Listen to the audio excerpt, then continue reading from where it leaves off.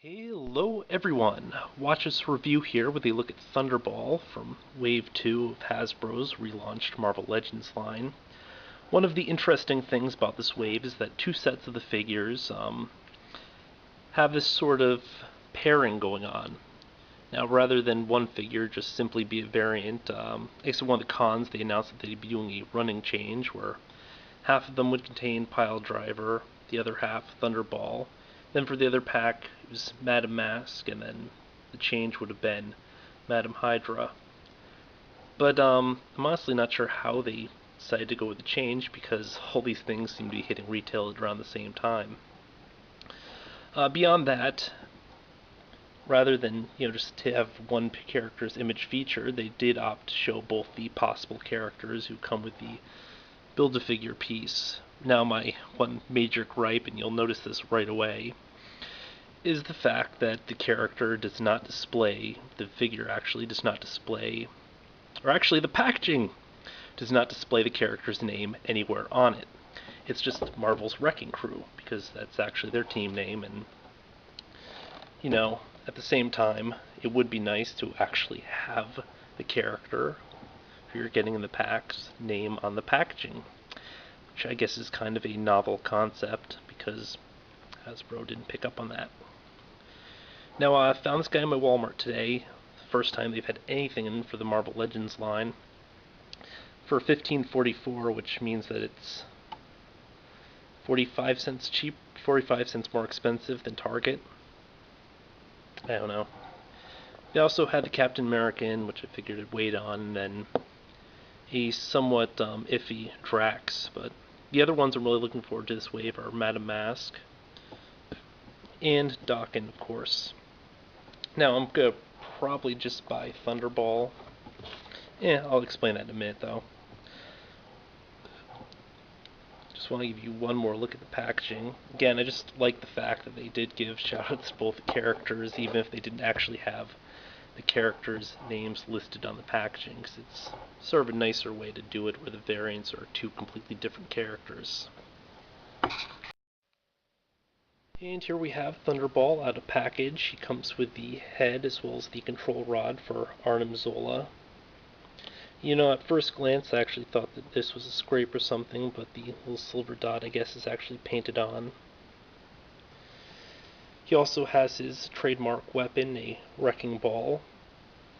Now, this character is not to be confused with Absorbing Man. Despite the fact that they're both Thor's enemies, they both wield a ball and chain, and they both originally kind of got their powers from Norse deities, albeit his was kind of redirected from the original power handed to somebody else. But different characters. Different characters. He also comes with a insert telling sort of story regarding the Build-A-Figure, Arnim Zola. This time it's Red Skulls, who by the way is the sort of variant for Arnim Zola. Really decent art. Really like that. Now, I say sort of variant because Madam Mask contains a alternate torso which features the Red Skull's face instead of Arnim Zola's.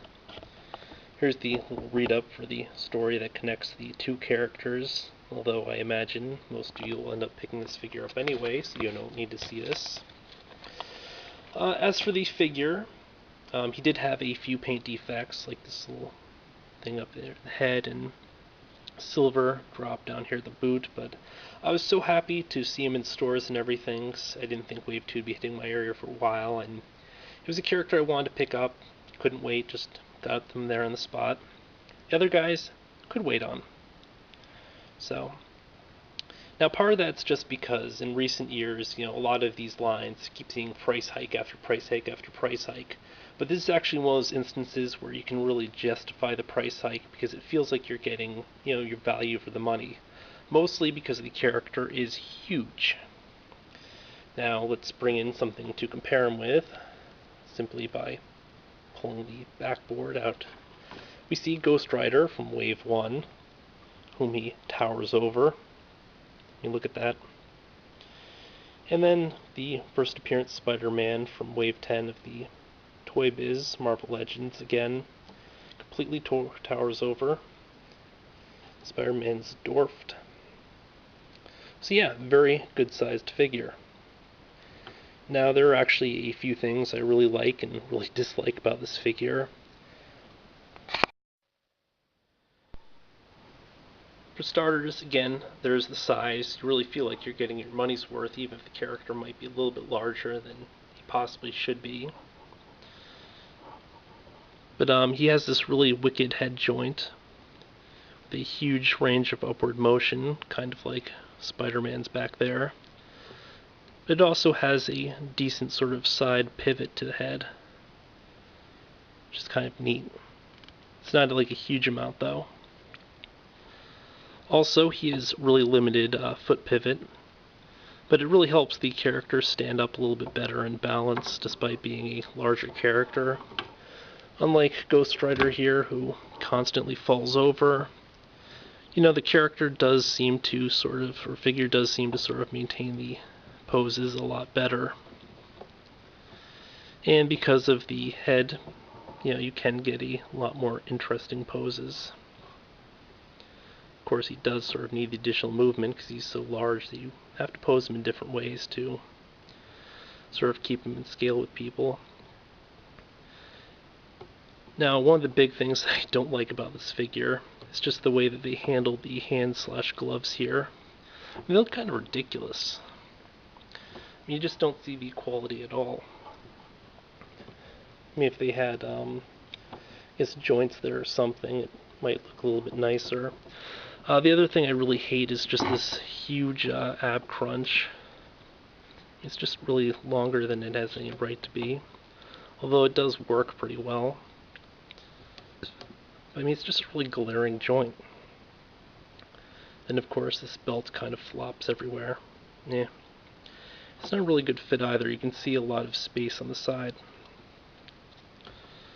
One of the nicer or more interesting aspects of the figure is how they handle the hip joint, because it's got like one of those straight lines and stuff, but it still functions as kind of a ball joint because of the rotation here at the upper thigh. So yeah, you're kind of getting the same range, but it's a somewhat nicer looking joint. The only downside is you don't seem to get as much upward motion just due to the sculpt. He can't go forward all that much, although the character can kind of sit if you want him to sit. Because let's face it, these characters are, well, the members of the Wrecking Crew do sit in prison for long periods of time before they break out, get arrested again, and, get sent back to prison. So, yeah, he's kind of sitting there. Now, for those of you not familiar with the character, the Wrecking Crew are sort of fan favorites. Kind of C-list villains, almost D-list. They have a sort of really limited role. They did appear in the Secret Wars, which was cool and everything. They're mostly kind of joke villains, which, does have sort of amusing quality in and of itself. Now, the big reason why I was looking forward to pick up Thunderball rather than Pile Driver basically comes down to the fact that Hasbro has this annoying habit of using like blue to highlight white costumes, and I believe from the photos and the videos that I saw, they did do that on Pile Driver, and frankly it just drives me crazy. As opposed to like how they actually highlighted the yellows here, where it's got a deeper shade of yellow or almost an orange in places, which, looks nice. The blues just kind of always, If they just painted it like a straight white, it probably would be a lot cooler. I think that's what they did. I'm gonna have to go back and double check it though. Otherwise, let me just give you a quick run through of articulation. We have a point of rotation at the glove or forearm. I would much rather see something at the wrist, even though it does look nicer from like a style standpoint to do it this way.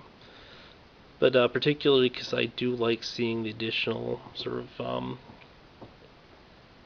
wrist movement with the forward back, which they have on Ghost Rider there, and He does have a single joint at the elbow, sort of standard for larger figures. Rotation at the bicep. Ball jointed shoulder. Decentish range. The head again has this really awesome joint. Almost looks like the character's flying. Like a sort of straight up look. It's nice. An ab crunch with a pretty huge range of motion. But it's this really obnoxiously large version. Movement at the waist, a full range of rotation. Because of the belt being a separate piece and everything, it does sort of move with it, or it helps disguise the movement of the joint, which is cool. The thighs slash I guess hips kind of mixed on, just because you don't get as much articulation from the straight up motion. But at the same time, it does everything a ball joint would do while looking nicer, which I guess is a plus. You just have to sort of rotate it and then rotate the thigh how you want it. Again, cut at the upper thigh, double joint knee. Then at the ankle you have a sort of forward back, decentish range. You hear a little click, so I guess it kind of locks in place to support the figure's weight. A small amount of foot pivot, really tiny. I was really hoping that we'd see those really awesome ankle rockers on a lot of the figures, but so far, not really. And then toe articulation, which you don't see a ton of with Toy Biz, which is nice.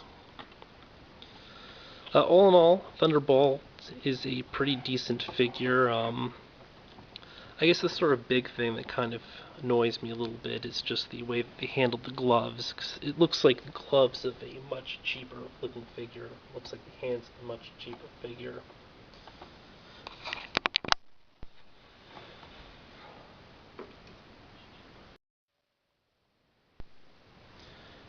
I mean, this is something I'd more expect from, say, Bandai than I do Hasbro, which kind of annoys me. I'm also not fond of the way that they handled the weapon here. I mean, they should have had either, like, sort of movable links or something, or at least a more appealing pose to it. I guess, kind of looks okay if it's just on the ground or something. But I mean, the swinging poses, it's gonna maybe look a little bit funky.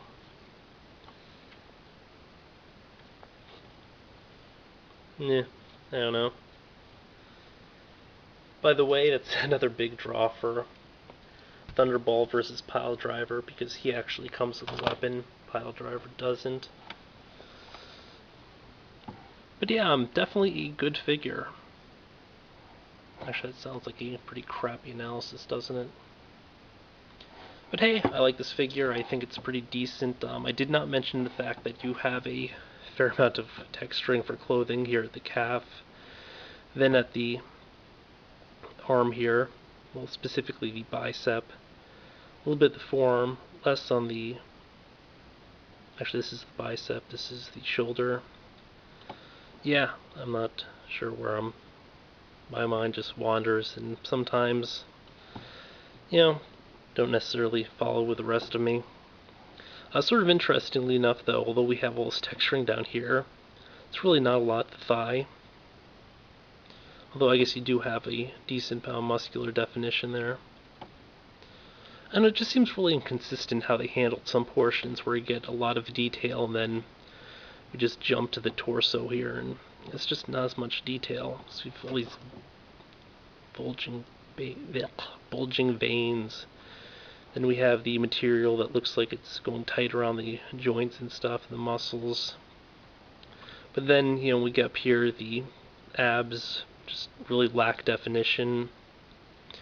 Or those deltoids? I forget what that muscle things. And again, those just not the same level of detail around the midsection that you get around the extremities, which is disappointing. But I mean, yeah, that's just a sort of minor gripe. On the whole, he is a really great looking figure. And, even the head sculpt, really decent. So yeah, this has been a look at Thunderball. a review for which kind of fell apart towards the end. Until next time, folks.